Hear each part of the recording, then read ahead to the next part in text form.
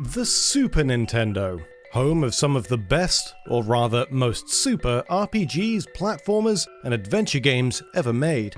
It took us from 8 bits to 16, and it axed bleeps and bloops so that we could hear sweet, bit-crushed samples of actual instruments. Titles such as Earthbound, Super Mario All-Stars, and even games like The Lion King all gave us something memorable to see, hear, and play.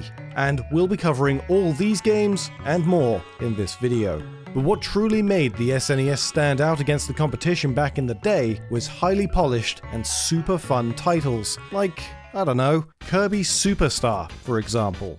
Kirby Superstar, despite being intended for an SNES release from the get-go, actually began development on the original NES. This unreleased NES prototype was used for internal purposes only, as a way of finalizing all of the ideas that would go into the end product before the team had an actual SNES development kit. This process can be seen with the NES sprites for the yo-yo and cutter abilities, which were released to the public over 20 years later in an issue of Famitsu. The sprites shown look nearly identical to their counterparts in the finished product, with the main exception being the lack of Superstar's signature ability hats. Director Masahiro Sakurai stated that this type of development style is beneficial to him, as the starting step of finalizing all of a game's ideas via an internal prototype makes the rest of development significantly easier, with many of the original ideas having already been partially fleshed out before development of the final product begins to take shape. Speaking of early design stages of a game, The Lion King actually includes a number of levels and characters that don't have any obvious connection to its source material, The Lion King movie. This is because several levels and characters that appear throughout the game come from deleted scenes of The Lion King. During the film's production, the original intention for the transition from young Simba to adult Simba was considerably longer and featured a number of the events that occur within the game. Because the game was being produced alongside the film, these levels were being created during the point when it was decided to have these scenes removed from the film. It was decided to keep these levels and characters in the game, even though they never appear in the film's theatrical release. This means that the game actually includes a more complete series of events than the film, arguably making it a more comprehensive look at the film's planned story. While the SNES had many great platformers, we shouldn't forget its more experimental titles, such as the much-beloved Mario Paint. The game was more of an art tool than a game, but even the game's original release wasn't the most experimental version.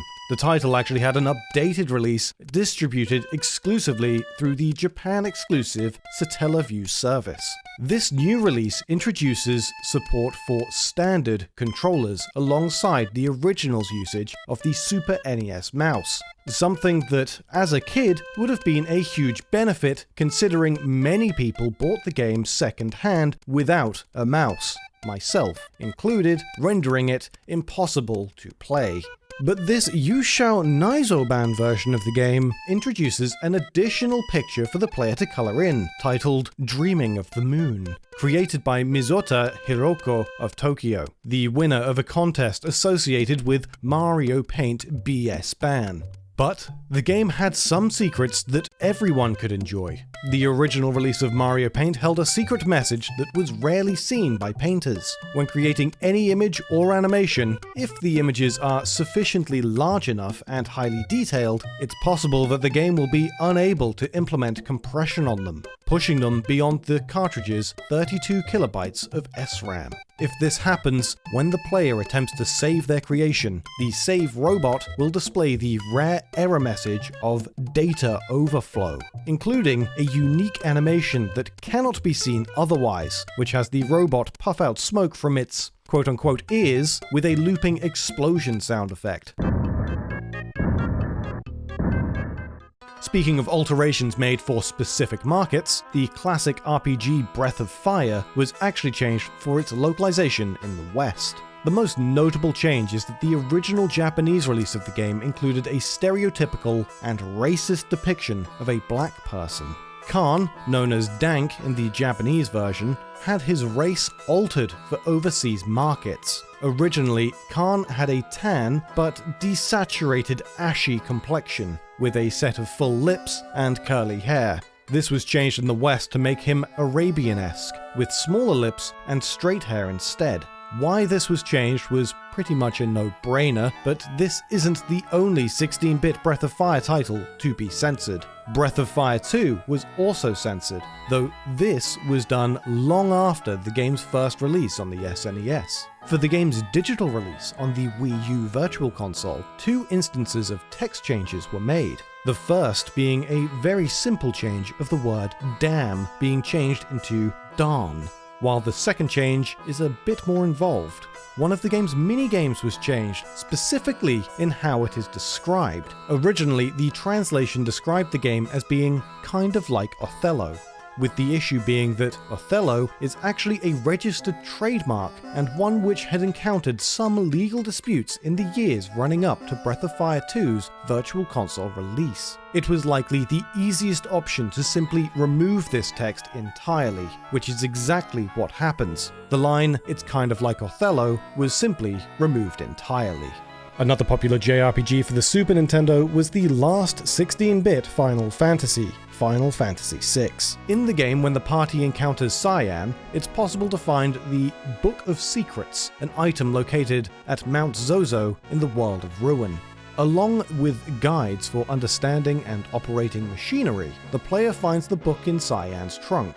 The English release of the game sheds no light on the nature of its contents, but the original Japanese version gives a small clue as to what's inside the pages. Here, it's referred to as Choto Echi no Hon, which means a little naughty book. In the later Game Boy Advance release of the game, the book was called Bushido in the Bedroom, with the more obvious implication that the book was of a sexual nature. Okay, so look, we know it's a bit of a meme at this point that the original version of Super Mario Bros. 2, which we in the West saw on the NES, was actually a reskin of a Japanese game called Doki Doki Panic. We know it's a meme, but we gotta explain it every time, because it's a very basic piece of information that needs to have context as to what we're talking about, so I'm sorry. What isn't as well known is that the original Super Mario 2 from Japan, which plays more like the original Super Mario Bros. And went on to be known as The Lost Levels in America and Europe, almost saw a standalone release in the West via Nintendo Power magazine. In an interview with writer John Irwin for his 2014 book on the game, former marketing manager at Nintendo of America and founding editor of Nintendo Power, Gail Tilden, stated, "We weren't doing anything with it, so I worked up with my Nintendo Power agency a campaign called The Lost Levels." According to Tilden, a single NES cartridge containing the original Super Mario Bros. 2 was made, but Nintendo worried the title would confuse the market, and thus they scrapped the idea. The Lost Levels rebranding would eventually make its way to the SNES title Super Mario All-Stars, alongside Super Mario Bros. 1, 3, and the Western reskinned version of 2. As of this video, the current whereabouts of the NES prototype are not known, but it could be a great find someday. Keep your eyes out, perhaps. Earthbound may also have been a sequel to a Japanese exclusive NES title, Mother, but instead of playing it safe, this sequel went far more in depth. During the game's opening, the player must investigate a meteorite that has struck the Earth just a short walk from their house. Along with their friend Porky, the player comes face to face with the falling star, but this scene actually has a unique aspect to it, unlike any other in the game. At least as far as we know. Despite Earthbound being a single-player adventure, by plugging in a second controller during this scene, it's possible to control the light that shines from the meteorite. This wasn't discovered for at least a good 20 years after the game's release. But there is actually more interesting information that comes from the first hour of the game. After encountering the Celestial Rock, the player is joined by the stout Buzz Buzz, though his time in the player's journey doesn't last long, as when returning Porky home to his mum, he is immediately dispatched and taken out. Usually, this scene will have Ness take the Sound Stone from Buzz Buzz, but there is an opportunity to change this by having a full inventory. If the player has no space on their person to take the Sound Stone from Buzz, he will notice this and not give it to you. Instead, he will transport it to Tracy, meaning that you don't have to hold the Sound Stone in your inventory for the entire game, and it will still record the melodies of the Your Sanctuary locations even in Tracy's possession. Normally, the Sound Stone remains in your inventory for the whole game and cannot be sent to Escargo Express. If you do wish to have the Sound Stone back from Tracy, you must talk to her in person, though there's of course a benefit in leaving it in storage, as it opens an additional inventory slot that would otherwise be occupied permanently. Today's episode is going to be all about games that were released for Nintendo's 16-bit machine of dreams, the Super Nintendo Entertainment System. The SNES was the birthplace of many development companies and franchises that continue to thrive in the gaming market to this day. Without the opportunities development teams had with the SNES at the time of its release, it's likely that many of the series that gamers still know and love would have never existed, or at the very least, would have not been developed into what they are today. One hot title for the SNES that pushed one of Nintendo's franchises further than it had ever reached before was The Legend of Zelda: A Link to the Past. The game's subtitle, A Link to the Past, is of course an incredibly clever nod to the game's plot and hero, Link, but this wasn't always going to be the final name for the game. During an interview with Electric Brain magazine back in 1992, Miyamoto provided insights into the game's development, sharing a few names that were juggled around the staff. Some of the titles even sounded like modern takes on Nintendo titles. To avoid the game sharing its name with the original NES Legend of Zelda, one idea was to call the game The New Legend of Zelda, a trend in naming habits that we wouldn't actually see until New Super Mario Bros. On the DS. Another title that was considered was Ganon Strikes Back, which was almost certainly a sly reference to Star Wars: The Empire Strikes Back. In this same interview, Miyamoto mentioned that the increased power offered by the Super Nintendo allowed their developers to increase the size of Link's adventure, and as a result, it was possible for them to include any leftover ideas they had from the original Legend of Zelda into the new title that the original NES simply couldn't handle. New concepts were considered, but dropped, as despite the Super Nintendo offering more memory, it still wouldn't be enough to fulfill every idea the team created. One such idea was to have fire spread on its own throughout the fields of grass found across Hyrule, a concept that wouldn't truly be implemented until Breath of the Wild, but which has also appeared in a limited fashion in what many consider to be a spiritual successor to A Link to the Past, Four Swords Adventures. Another idea was to be able to use the shovel to dig into the ground, but rather than just uncover items, Link would have been able to dig out a canal and introduce it to a body of water to seep water into the man-made canal. Miyamoto also makes a brief mention when asked of any game similar to Zelda that they plan to release. He says, "How about Link's Adventure on the Super Famicom?" This was likely in reference to Zelda 2: The Adventure of Link, a remake Nintendo was said to have been experimenting with using the Super FX chip. Another franchise that came into its own during the era of the Super Nintendo was Shin Megami Tensei, the original series that would go on to spawn Persona. The third entry in the Megami Tensei series saw players finding themselves in Tokyo Destinyland, a pretty clear parody of Tokyo Disneyland. What the player didn't find, however, was two NPCs which wound up being cut from the game, though they can still be found within its data. These demons depict a mouse and duck wielding swords and a chainsaw respectively. These monsters were likely cut for looking almost exactly like Disney's Mickey Mouse and Donald Duck. Even though the intent was to parody the characters, which could be argued as fair use in a court of law, they may not have wanted to risk any legal action from Disney. That said, the two demonic parodies do appear in the PC Engine release of the game, though they've been reworked to distance themselves in appearance from their Super Famicom counterparts. Their names in the game are still a bit on the nose, being referred to as Zombie Mouse and Demon Duck. Speaking of game series with strong cult followings, Star Fox 2 is a pretty fascinating example of a cancelled game that had a continued presence throughout the years, with a post-console digital exclusive release from Nintendo. But some of the game's most interesting elements can't be seen without ripping off the hood and taking a peek at the innards. Argonaut Software did the bulk of the work on Star Fox 2, and were led at the time by Dylan Cuthbert. Cuthbert created many of the tools which were used to make the game, and he also took on the role of lead programmer. This would be pretty evident in the game's data, as it's possible to find a hidden credit within the game's files in the form of a 64-character wide ASCII art that spells out Cuthbert's full name. Another point of interest is a different line of unused text which reads Starglider 01 November 1991. This text is most likely a leftover from the prototype build of the original Star Fox. The early development version of Star Fox, which went under the name Starglider, leaked online in 2020, revealing an interesting stage of the game's creation.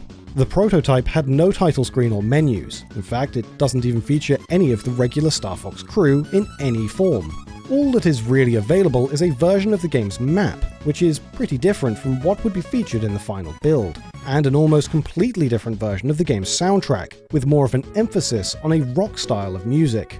Of course, stages were also very dissimilar from what would be seen in the final game, and several smaller elements would be changed, like the player's R-Wing, which originally had extremely thin wings and a rear composed of just 3 polygons. But Star Fox wasn't the only Nintendo franchise that would experiment with 3D visuals. Super Mario RPG Legend of the Seven Stars is another top-tier game for the SNES, which was noteworthy for its graphics back in the day. The game has many secrets, and we've covered a few of them before, such as the title's regional differences. But since our video on the game a few years ago, many more Japan-only Easter eggs have come to light thanks to Clyde Mandelin's work over at Legends of Localization. The original Super Famicom release has quite a few sly nods to anime hidden within the thoughts of Mario's foe. Mallow, one of the characters that joins the player's party, has the ability to read the minds of enemies in battle, but their thoughts are different between regions. In the English game, the Terrapin enemy is pondering, "Yo, what's going on?"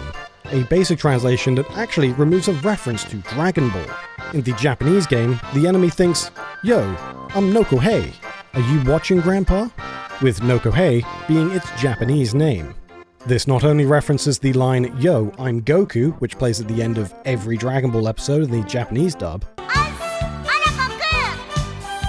but the second half of the line alludes to Goku's grandpa, Gohan. The Crook enemy also references a very popular anime, but not in the English game. If the player scans their mind in the Western release, it'll say, "You can't run away, ha!" But the Japanese version says, "Mustn't run away, mustn't run away." This is a reference to Neon Genesis Evangelion's very first episode, where Shinji mutters to himself, "I mustn't run away," over and over again.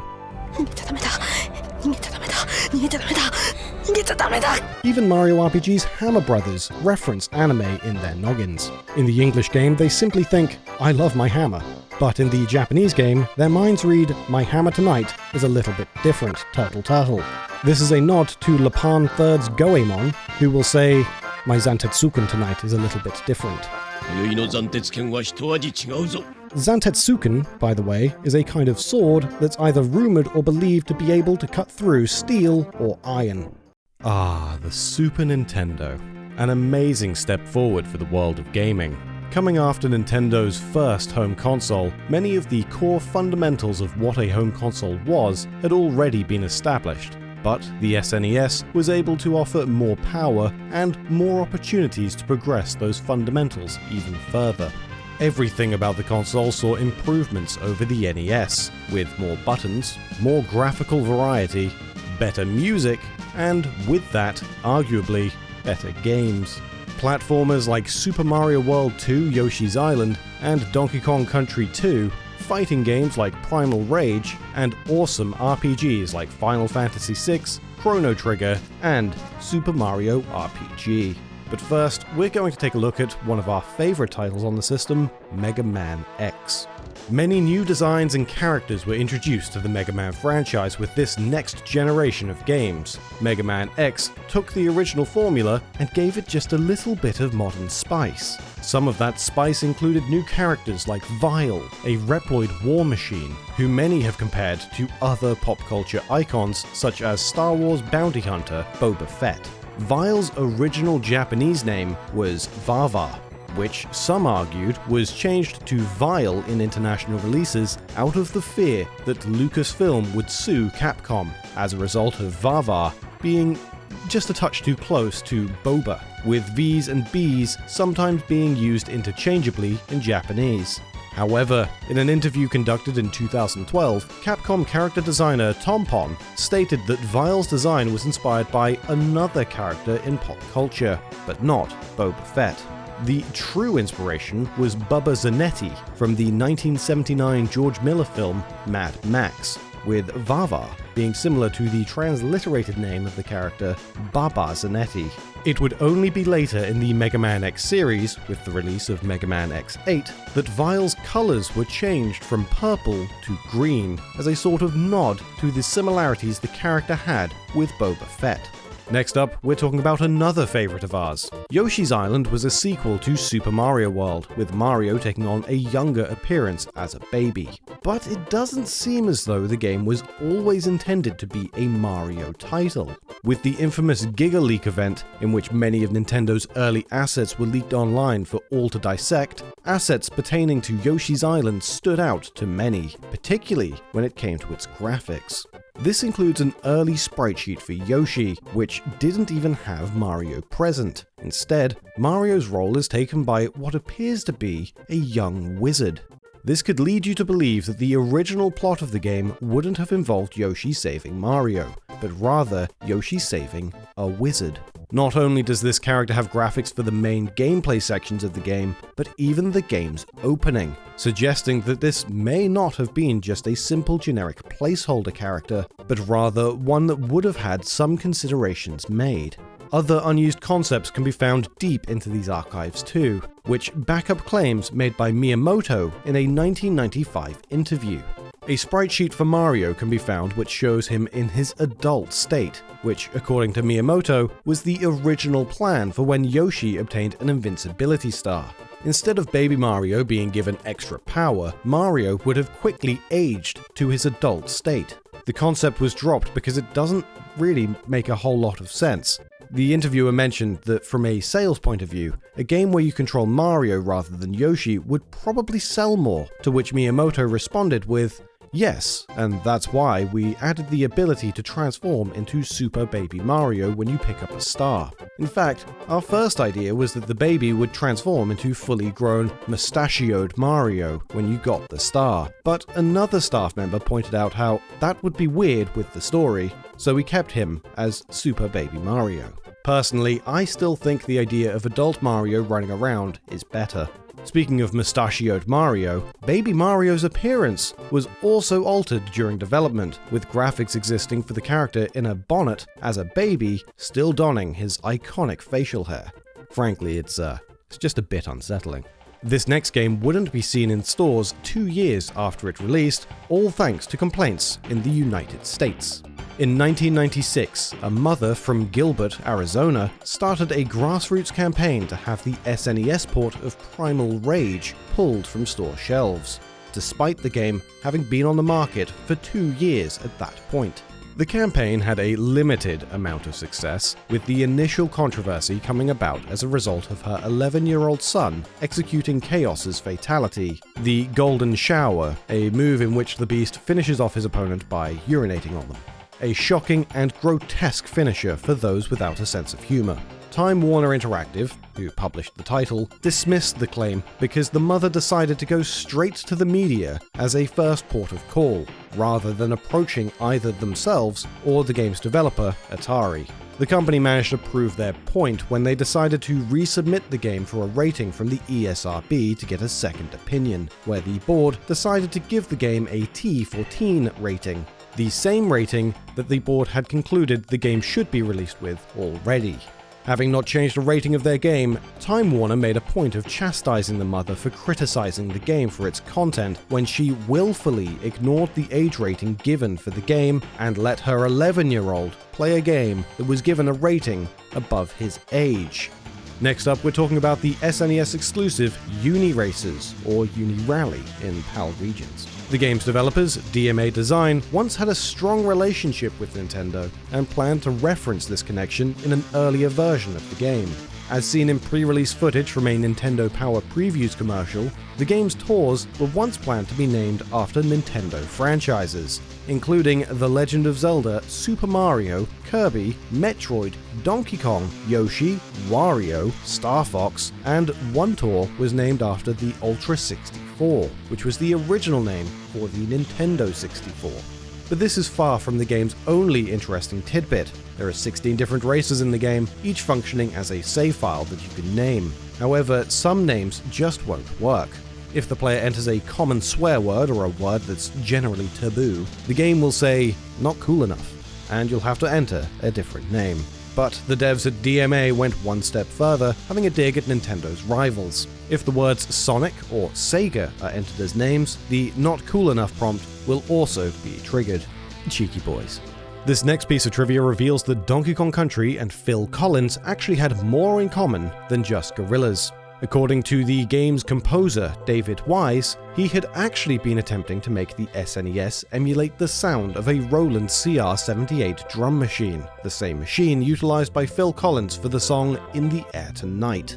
The similarities between Donkey Kong Country soundtrack and Collins' song can be heard quite strikingly at the beginning of the game's track, Bayou Boogie.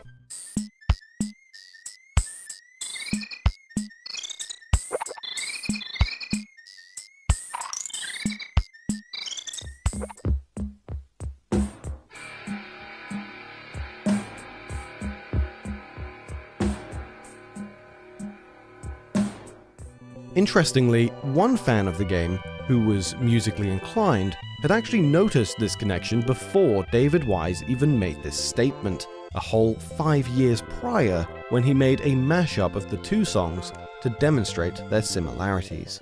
Next up, we're talking about Chrono Trigger, Final Fantasy VI, and Super Mario RPG. But we'd like to quickly mention that we're giving away an OLED Nintendo Switch plus one game on our second channel. All you need to do to be eligible to win is be subscribed and leave a genuine, non-spam comment anywhere on the channel. There's more details on that in the video in the corner and in the description. Now, back to the trivia. One small change had to be made to Chrono Trigger when the game was localized for English speakers. The change in question can be found during a side quest in the game where the player must travel back in time to try and save Luca's mother from an accident in waiting, which left her debilitated for life. In order to save her, the player must work out a password to the machine which is set to harm her, a password which winds up actually being her name. The player must input this password without the use of a password entry screen.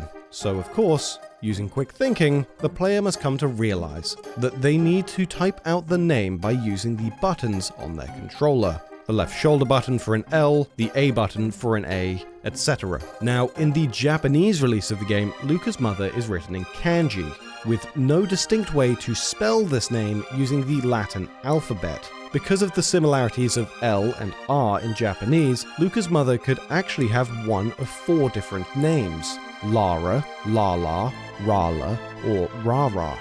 The correct answer is Lala in the Japanese game, though knowing this answer would have been tough. It's a lot more straightforward in English because L and R are phonetically distinct, but the English localization team also changed the character's name to Lara, probably because it was the closest option that actually resembled a Western name. This also meant that the game had to be partially reprogrammed to accommodate this, as it meant the password required a different combination of button inputs. The localization team of Final Fantasy VI also had their hands full with the game's translation, particularly it seems with their desire to incorporate pop culture or real-world references into the game that audiences may recognize. Well, would have recognized back in the 90s perhaps. Legends of Localization has compiled some of these references together, including a line which was likely referencing Beavis and Butthead, with a corporal saying, "Fire, fire, heh heh heh." Fire, fire, fire, fire. Another reference comes with the 3 Dream Stooges, which, unsurprisingly, includes a reference to the 3 Stooges, sharing the names of Moe, Larry, and Curly. Another reference to popular TV viewing occurs in the last battle with Ultros, in which he calls in Typhon with the line, "Come on down," the famous catchphrase from hit game show The Price is Right. As perhaps a reference to something slightly older, however, one of the passwords for a boy in South Figaro during the Empire's occupation is Rosebud, a reference to the most prized possession of the protagonist from Citizen Kane. Rosebud.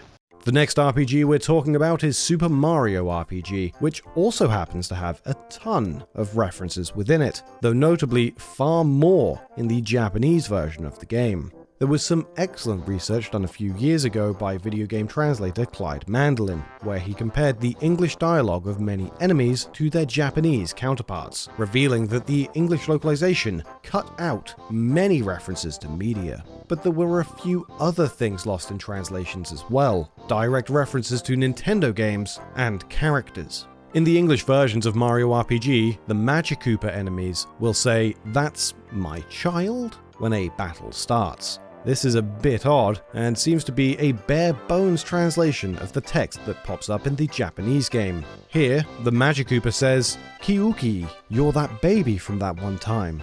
This is clearly a reference to Super Mario World 2 Yoshi's Island, where a Magic Koopa kidnaps baby Mario and Luigi, but drops Mario and tries to recapture him. It seems that the localization staff on Mario RPG didn't get the reference at all, and changed it to something similar, but generic without the original meaning. Another enemy in the game is Gorilla, not to be confused with Donkey Kong, of course. In the English version, this foe's opening text says, "Don't confuse me with someone else," a nod to the fact that this ape has a striking resemblance to DK. However, this is a toned-down version of the original Japanese text, which opens with, "This character has no relation to any persons living or dead. Any resemblance is purely coincidental." The intro text is worded as a legal disclaimer from the developers, rather than a statement from the character, which frankly is far funnier. Though to be fair, the legal disclaimer joke was probably dropped due to text character limitations.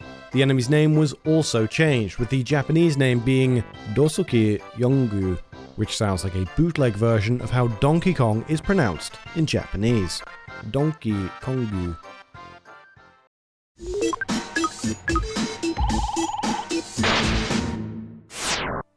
DC Comics superheroes have a long lineage in the medium of video games, with some adaptations like the Batman Arkham series proving hugely popular. For some members of the DC library, on the other hand, success has eluded them. In the case of Green Lantern, it wasn't until 2011 that the character finally received their own video game. This came in the form of Green Lantern Rise of the Manhunters, a tie-in to the Green Lantern movie starring Ryan Reynolds. This beat 'em up by Double Helix Entertainment, which was built from the remnants of a cancelled Justice League fighting game, underperformed much like the movie that inspired it. That was by no means the first attempt to translate the character into video game form, however.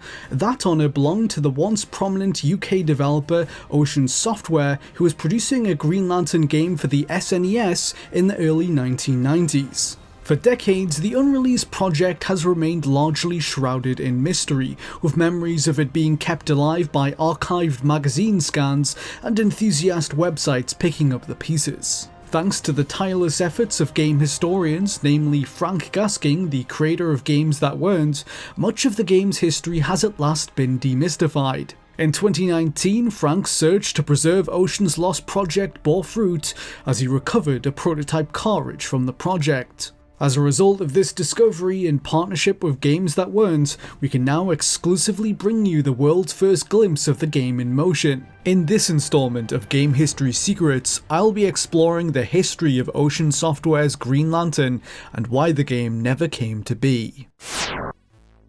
Ocean Software was a studio based in Manchester, England, founded in 1983. The company initially made its name developing clones and conversions of popular arcade games for home computers, such as Donkey Kong. It was a bit later into the decade that Ocean Star would truly rise, however, as they entered the business of license games. One of their breakout hits using this approach arrived in 1987. They took a chance on a little-known Hollywood script about a cybernetically altered police officer, purchasing the rights to adapt it into a video game prior to its release. RoboCop would go on to become one of the biggest movies of the year, and Ocean's gamble paid off for them hugely. They were able to get their adaptation of the movie out within the same year, allowing them to quickly recoup the relatively small amount paid for the license. The game was very well received, and the studio had a monster hit on its hands, as it dominated UK sales charts for over a year.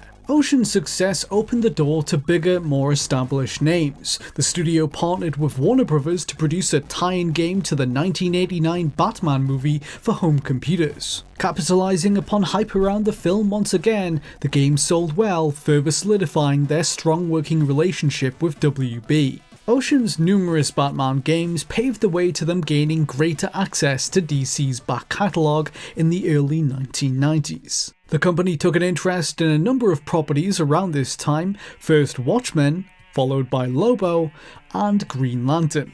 The latter would end up becoming their focus, and by 1991, a Green Lantern game entered the preliminary stages of development at Ocean Software. At this point, it was being planned for the Commodore Amiga and Atari ST. Ideas were fluid, but cast Hal Jordan as the playable Green Lantern of choice. This sketch of the character, drawn by artist Mike Marshall, was one of the earliest examples of pen being put to paper on the project. It was created as part of an internship that Marshall had arranged at Ocean's Manchester offices. The project was worked on for no more than a few months before being put on ice. By all indications, the developers were struggling to come up with a solid design plan for the Amiga and ST platforms. It was shelved accordingly, with the intention of one day revisiting it. That day eventually arrived a couple of years later. By 1993, Ocean had pivoted to home console development and had a number of titles in the works for the SNES. Among them was a tie-in game inspired by the live-action Dennis the Menace movie, which launched just in time for the holiday season. Programmer Andrew Deacon and artist Ivan Horn were frequent collaborators at Ocean who had worked together on the game, and now found themselves in search of their next project. They would soon be paired up again, this time for a revived Green Lantern project being overseen by Gary Bracey, Ocean's VP of Development and resident comic book enthusiast. The company's management had made the decision to bring it back on the Super Nintendo.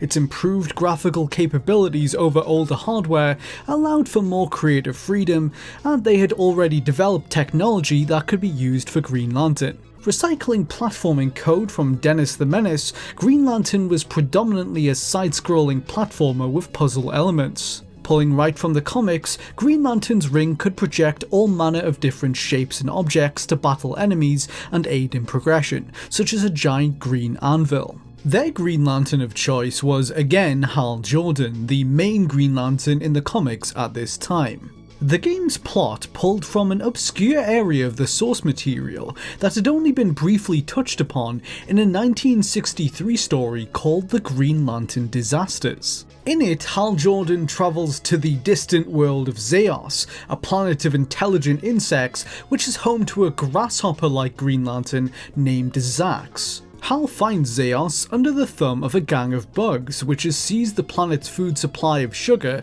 and helps Zax defeat them. While Zax would go on to very occasionally appear in other Green Lantern media, this was, prior to 1993, the only instance in which his homeworld Zeos was shown.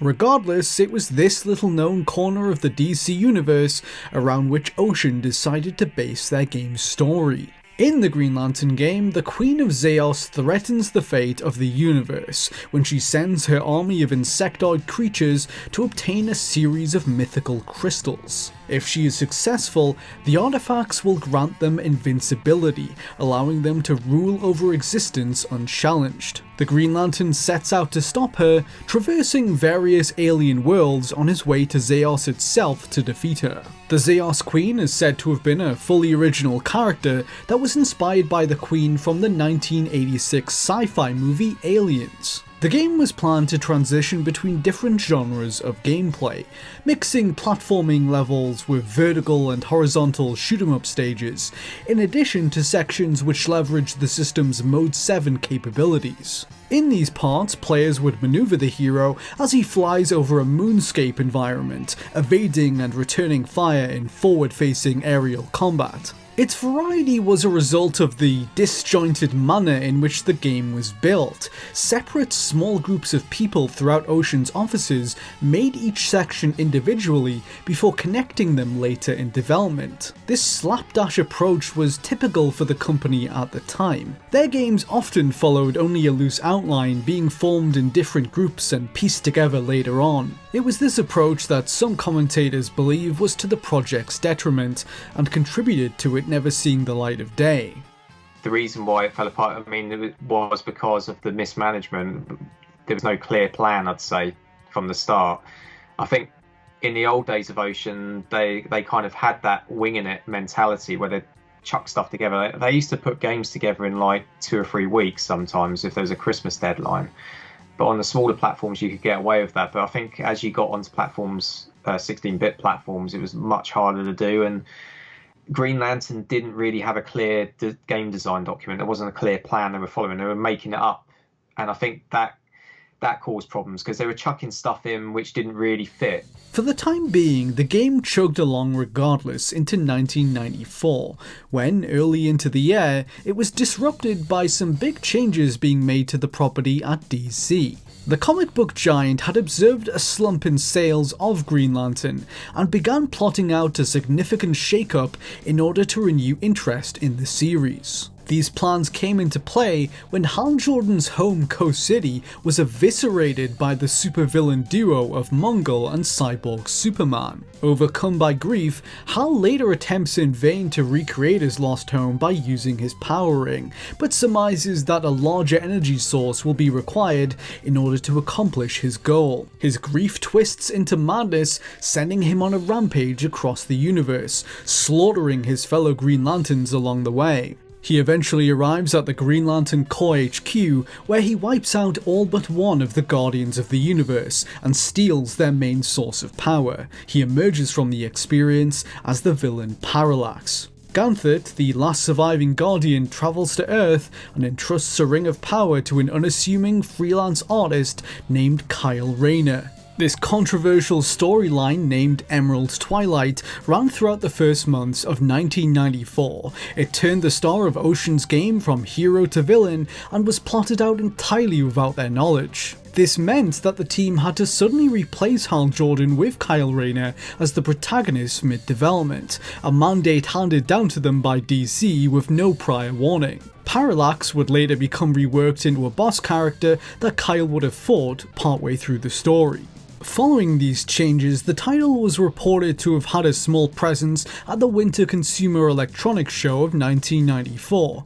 It also appeared in game magazines shortly thereafter. It was expected to be released in late 1994, according to the information supplied to these outlets. For this brief space of time, development was seemingly going smoothly, but as the year went on, the game's fate was cast into uncertainty. In mid-1994, Gary Bracey, Ocean's VP of Development, resigned from the company amid rumours of a possible takeover. Fearing a change in Ocean's workplace culture, he left before Green Lantern was completed. Over the years, many have given credit to Bracey's leadership as a key factor in Ocean's success. His departure set the stage for some of the difficulties that would follow. Green Lantern's SNES game was, according to former Ocean staff, finished on schedule by late 1994. A soundtrack had been recorded in full by Dean Evans, the studio's resident composer, and a bombastic conclusion to the story had been mapped out.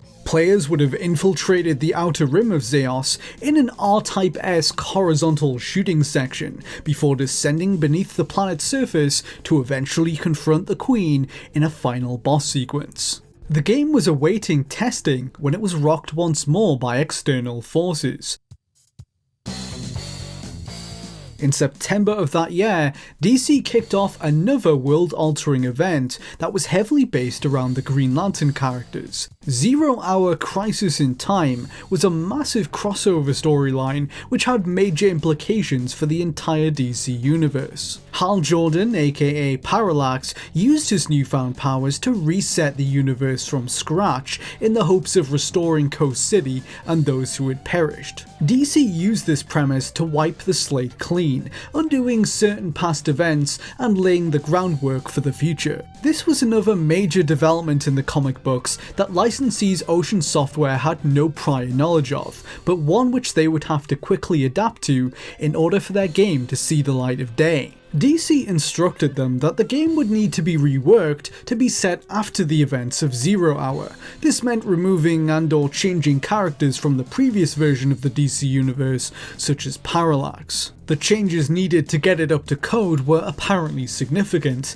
and Ocean Software's remaining management weren't keen to implement them. Despite it being very close to the finish line, a decent investment was still required to give it the refresh it needed. By late 1994, Ocean had concerns that the Super Nintendo's expiration date was drawing near. Weighing this up with the costs of revamping the game led them to shelving the project. Within a short space of time, the Green Lantern video game had gone from briefly being considered content complete to outright cancelled. The decision was made as part of a shift in priorities for Ocean Software, whose management was intending to phase out the development of 2D games and focus on 3D ones. This was met with some dissent from two key employees, programmer Andrew Deacon and artist Ivan Horn. As Frank Gasking explains, this creative disagreement quickly escalated with severe consequences. Ivan and Andrew weren't particularly happy about that. They kind of voiced their concerns about it. It wasn't a great idea, and then the next thing they know, they're basically let go. They no longer have jobs, so they're gone essentially, and that they were completely shocked by that. So by the sounds of it, they took their code with them. They didn't actually leave any remains of it at Ocean.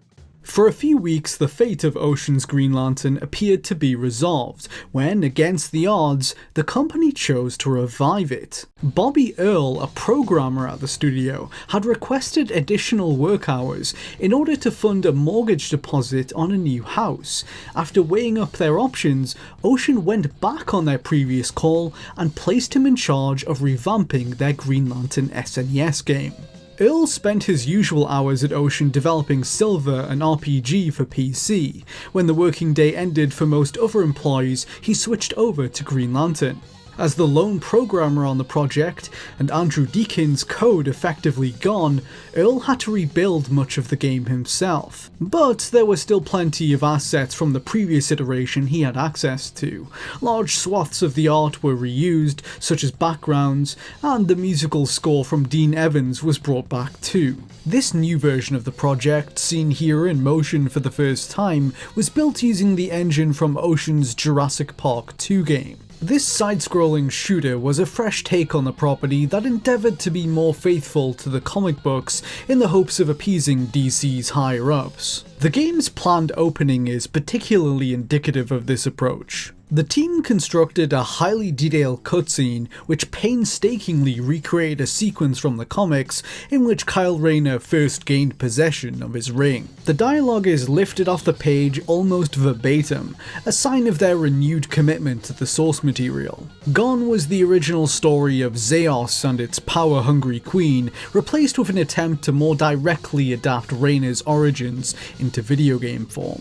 The first level would have seen him navigating a particularly dangerous Los Angeles street, blasting gun-toting thugs with his ring. As opposed to generating a series of different shapes with the ring, as you did in the previous version, the game simplified its functionality to a projectile weapon. It could be upgraded into a series of increasingly more devastating green firearms, such as a rocket launcher via power-ups. After making his way through the mean streets, the Green Lantern was intended to come up against a first boss. This was based around the first villain Kyle encounters in the comics, an unnamed man in a mech suit who is wreaking havoc and attempting to siphon off the city's power supply. The boss battle was seemingly never finished. This third iteration of the project dispensed with the shoot-'em-up levels and Mode 7 stages and chose to focus on making a side-scrolling shooter with elements of platforming. Some other variety sections were planned, but the specifics of them were yet to be determined.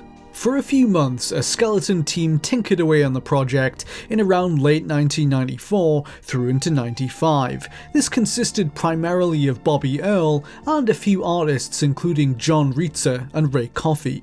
This small group allowed Ocean to redo Green Lantern according to DC specifications with less of a financial commitment, and having Bobby Earl develop it outside of work hours meant that resources were less impacted. These positives, however, couldn't ultimately offset the concerns that Ocean's higher-ups had held previously. The Super Nintendo was well into its twilight years by this point, and the company's trepidations about releasing new games on it were only growing. With the PlayStation set to arrive in the West later that year, and Nintendo's home console also looming, time was running out for Ocean's Green Lantern on the SNES. Realizing the potential for diminished sales, Ocean finally pulled the plug on the project for good. John Lomax, an artist who briefly worked on Green Lantern, put it thusly. Ocean decided it wouldn't make enough additional revenue above their marketing and development costs to continue any further. The reboot of the project just compounded the problem.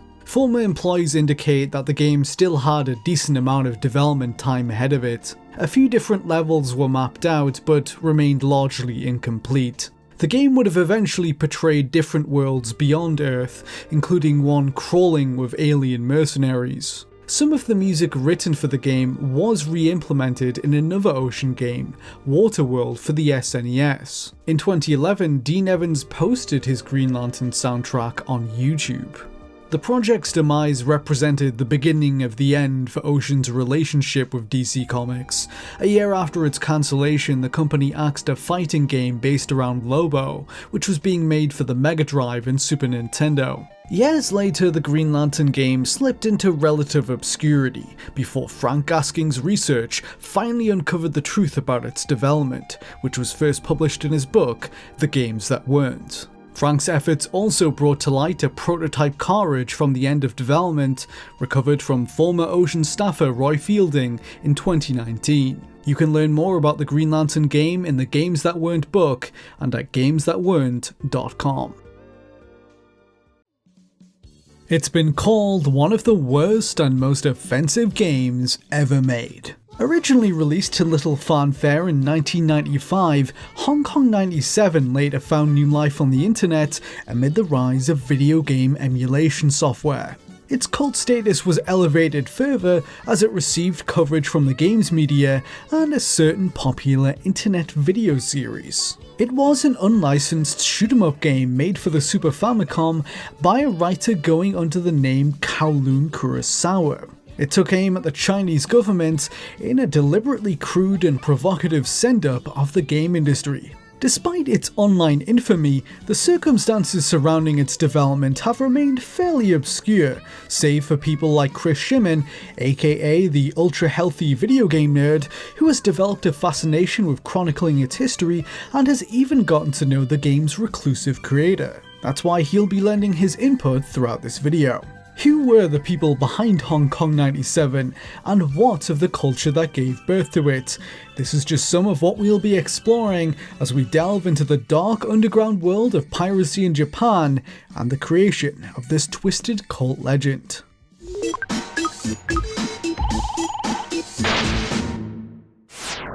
Kowloon Kurosawa is the pseudonym adopted by a Japanese author, game developer, and businessman. Kurosawa grew up as an eager gamer in the 1980s, avidly playing through anything he could get his hands on at the dawn of the home computing industry. Money was tight, leading him to seek alternative means to feed his hobby. He grew up as hardcore a gamer as you could be, having limited amount of money and being in, Japan in the late 70s, early 80s. A lot of the information and stuff was more in the West. It was more outside of Japan. So he was kind of focused on looking for games outside of Japan from a young age. Where that led him to was, because, we're in Japan, he could go to Southeast Asia and buy copied Amiga games and copied DOS games. And that was where he found this Magicom thing. The Super Magicom was a device produced by a small Taiwanese company named Front Far East. It was an unlicensed add-on for the Super Famicom that circumvented Nintendo's piracy protections, allowing users to copy their games to floppy disks and conversely enabling them to play games stored on floppies using their consoles. These gadgets helped to open the door for a whole market of pirated Super Nintendo games and unlicensed original titles. The Super Magicom became so ubiquitous in some parts of Asia that the name Magicom became an accepted blanket term for any game copying device, regardless of brand. For Kurosawa, this would be just the first of many forays into the illicit. In the mid-90s, he gained notoriety on the early internet when he founded his own bulletin board system, a server for exchanging files and messages. The BBS, known as Tokyo Isonet, was a virtual Wild West brimming with illegal activity. Kurosawa would bolster his cred in this underground world of piracy fervor through his regular contributions to an infamous Japanese gaming magazine named Game Urara. This short-lived publication ran for just 6 issues and was a monument to all things taboo. Each issue was packed with tips and guides on pirating and hacking games, among other much seedier and less safe for work topics. For one, the outlet maintained a fascination with the doomsday cult Aum Shinrikyo, which was responsible for the 1995 Tokyo subway sarin gas attack that claimed the lives of 13 people and injured thousands more. The magazine commonly wrote about the cult in a derisive manner, but undoubtedly served to bring more publicity to their operations regardless. One edition of the magazine featured electronic stores owned and operated by Aum in Japan, which sold pirated and hacked video games at low prices. It was able to do this because its staff were essentially slaves, devotees of the cult working without pay. Another issue of Game Urara contained an investigation of the cult's BBS server and the free software and games available on it. Furthermore, the magazine discussed a PC-98 video game based around Aum named The Story of Kamakushiki Village. This highly controversial release was falsely rumoured for many years to have been made as propaganda by the cult, with some even believing it was developed as an attempt at mind control. In actuality, it was a satirical cult management simulator that was created by associates of Kowloon Kurosawa. Speaking to Vice News in 2019, Kurosawa claimed that the experience of seeing Aum members run for public office in Japan left him and his friends shocked. The experience inspired them to create their own video games in an act of defiance and mockery against the cult as their influence continued to spread. The story of Kamakushiki Village became the most well-known of these, following its launch in summer 1995, just a few months after the cult's attacks in Tokyo. Its development was attributed to Happy Soft Limited, the company owned and operated by Kowloon Kurosawa that also created Hong Kong 97 that same year. And so we begin to understand the environment in which Hong Kong 97 was made. It came from the mind of someone who was deeply entrenched in a world of degeneracy and had no qualms with pushing the boundaries of taste. On an early unregulated Japanese internet, his BBS, made when he was still just a child in junior high school, facilitated untold levels of criminal activity. His writing explored Japan's darkest recesses and was remorseless in its promotion of piracy. On top of that, Kurosawa was coming of age in a climate of political hysteria, as paranoia about Aum and other threats loomed large in the media. But there was something more personal that played a role in motivating the creation of Hong Kong 97 too. As of early 1995, Kurosawa had begun to harbour resentment towards the video game industry. His ambitions of entering legitimate game development were failing to materialise, and worse yet, his business of selling Magicoms was effectively stamped out by Nintendo. The tech giant's lawyers tracked Kurosawa down in the mid-90s and put a stop to his activities with a cease and desist letter. In addition to this, any hope he had of independently developing for the Super Famicom through official channels was extinguished as he learned of Nintendo's rigorous content policies and licensing fees. Rejected by an industry that had once inspired him and swatted down by one of its biggest names, Kurosawa channeled his dissatisfaction into a new bootleg game project. He leveraged a recently acquired contact in the games industry to make it a reality.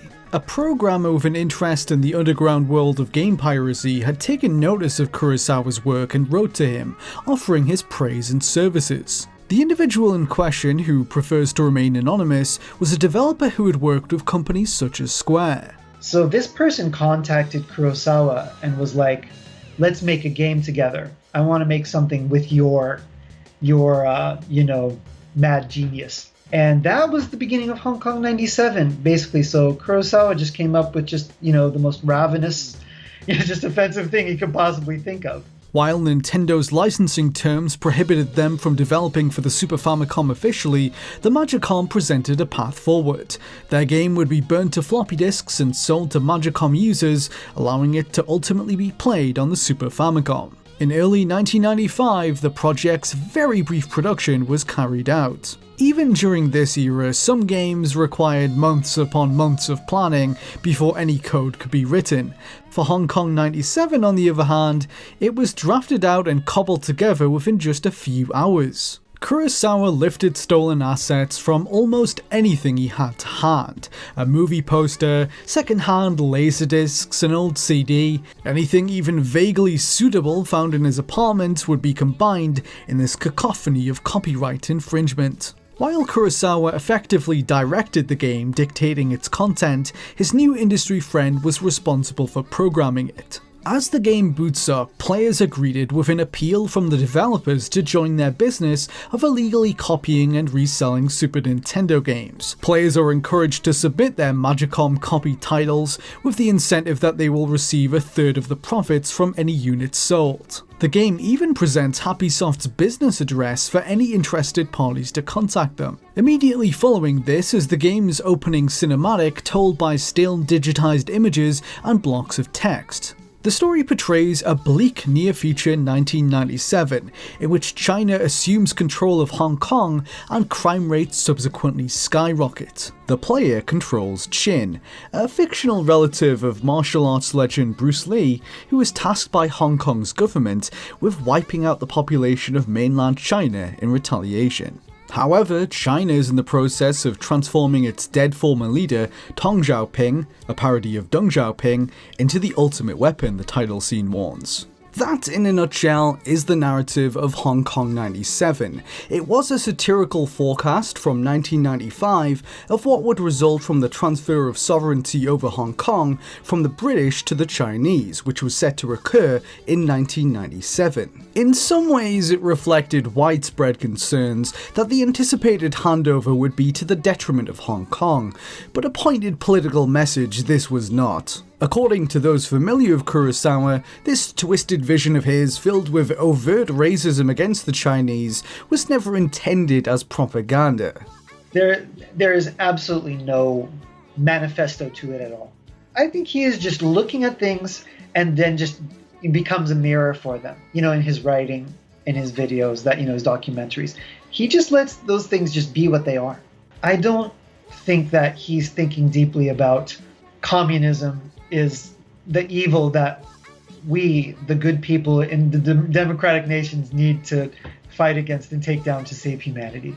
I don't think that he's thinking anything on that level. He loves Asia. He spends at least half his life there. His life is spent bouncing back and forth just between Japan and Southeast Asia. Hong Kong 97 took the form of a basic vertical shoot-'em-up. The player must guide Chin out of the way of oncoming enemies, of which there are many, and can destroy them by firing bullets. The game uses a one-hit kill system, and anytime Chin dies, the player is booted back to the title screen and forced to sit through the entire opening sequence once again. Another wrinkle worthy of note is that every time the player dies, the game displays an uncensored, digitized photograph of a dead body used to represent Chin. A smaller version of this same picture also appears when any standard enemy is defeated after a brief graphic of a mushroom cloud. The origin of this image has long been the subject of debate online.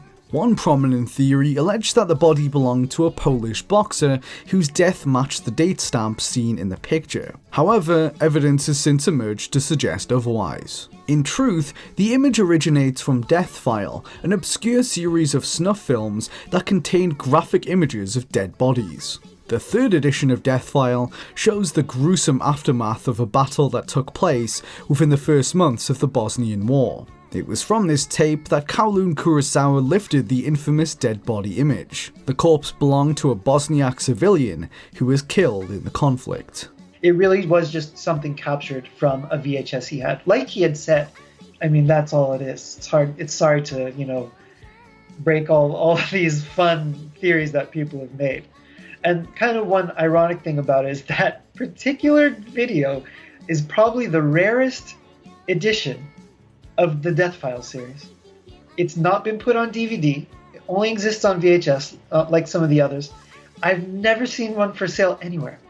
This was just one of many unauthorized digitized photos Hong Kong 97 made use of. Others included shots of the Chinese Communist Party leadership and an ad for Coca-Cola. The game uses these as backgrounds during gameplay and switches between them each time the player dies. Furthermore, images of the actor Jackie Chan from the 1984 movie Wheels on Meals were used to represent the main character Chin. Equally as infamous as these is the game's one and only piece of music, I Love Beijing Tiananmen, a communist anthem written by the Chinese government. Due to the Super Nintendo's storage restrictions, a mere 6 seconds of the song was sampled by Kurosawa for Hong Kong 97. With a healthy dose of irony, it is played on a constant, unceasing loop throughout the game from its title screen onwards. It is the only audio that can be heard during it, no other music or sound effects were used.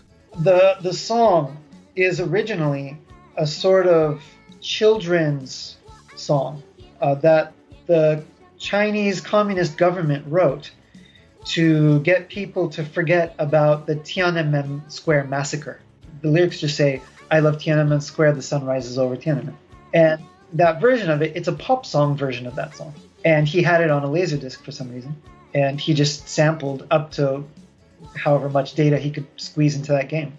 The game lasts only several minutes for those who are able to make it through its bombardment of hazards and enemy fire. After a few minutes of regular shoot-'em-up gameplay, its first and only boss appears, the aforementioned ultimate weapon, which is the disembodied head of deceased communist leader Deng Xiaoping.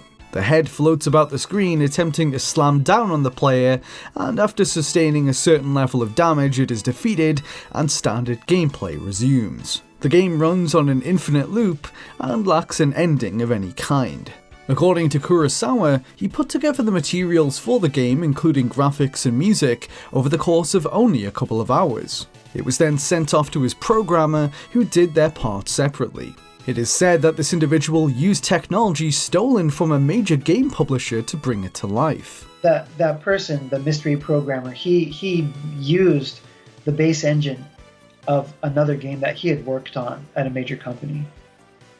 Are you able to say which major company that was? Almost certainly Enix.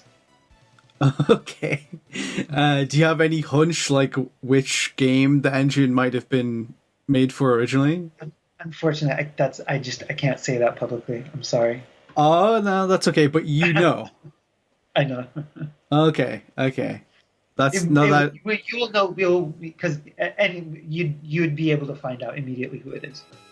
Hong Kong 97 was unleashed upon the world in April 1995. Paid downloads of the game were available via Kurosawa's BBS server, and a very limited run of physical copies were sold in Game Urara. In the first edition of the magazine, the only known advertisement for the title can be found. Fewer than 100 copies were produced according to Kurosawa, but only around 30 or 40 were actually sold. The remainder were later destroyed. It was an unceremonious release that garnered little buzz outside of the director's immediate circles.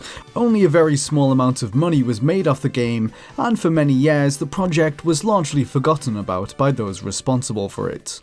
In the years that followed, Kurosawa continued to pursue his fascination with the depraved and explicit, travelling to Cambodia to document the illicit activities of his fellow tourists. Anything scandalous, sensationalist or illegal, he would write up in his various columns and books. His time working on video games was not over, however. In 2002, he privately developed another unlicensed title in a manner similar to how Hong Kong 97 was made, and much like that game, it was inspired by another sensitive political topic. The player controlled a boat manned by North Korean spies, tasked with approaching the shores of Japan and kidnapping civilians with the intention of ferrying them to North Korea for intelligence purposes. This was based upon the very real phenomenon of North Korean agents abducting Japanese citizens, which occurred throughout the 1970s and 80s. In typical Kurosawa fashion, the subject was treated with little sensitivity, and the game was practically designed to offend, so much so that he shied away from releasing it, anticipating a backlash. I think after making it, he was just like, and this is going to get me so much flack. So he just never showed anyone. So that was more offensive, in his opinion, than Hong Kong 97? Yes, apparently. In the mid-2000s, he returned to the field again, this time in a more official capacity than ever before. Kurosawa partnered with the very same programmer he had made Hong Kong 97 with to create a new game for the PlayStation 2. D3 was a Japanese game publisher responsible for the Simple series, a line of low-budget titles made in a matter of months. D3 had been searching for someone to helm an ongoing project in the Simple series, and Kurosawa's name was put forward by his contact. The project was named Miniskirt Police, or The Miniskirt Police, a game about policewomen whose clothes gradually degrade and fall off as they take damage. While this sleazy premise was on brand for Kurosawa's work, he had since insisted that the core idea was already in place when he joined the project. His contributions to its creative direction included, in his own words, ripping off the gameplay from Rockstar's Manhunt, a popular title from that generation. It became a 3D beat-em-up where players assumed the role of a female Special Forces member fighting a criminal organization about to flood the market with a potent new drug. A decade on from Hong Kong 97, he at last received some slither of recognition from the industry as he was able to release his first ever officially licensed video game. But it wouldn't be the last time his contributions to the medium would garner attention. Although Hong Kong 97 was far from a commercial success, the game began to be traded among enthusiasts at the dawn of emulation software. The ROM began circulating online throughout the 2000s, thanks in no small part to the way it was originally distributed, via internet downloads and floppy disks. Its notoriety would reach a crescendo, however, in 2015 as this obscure gaming legend was featured on the popular internet series The Angry Video Game Nerd.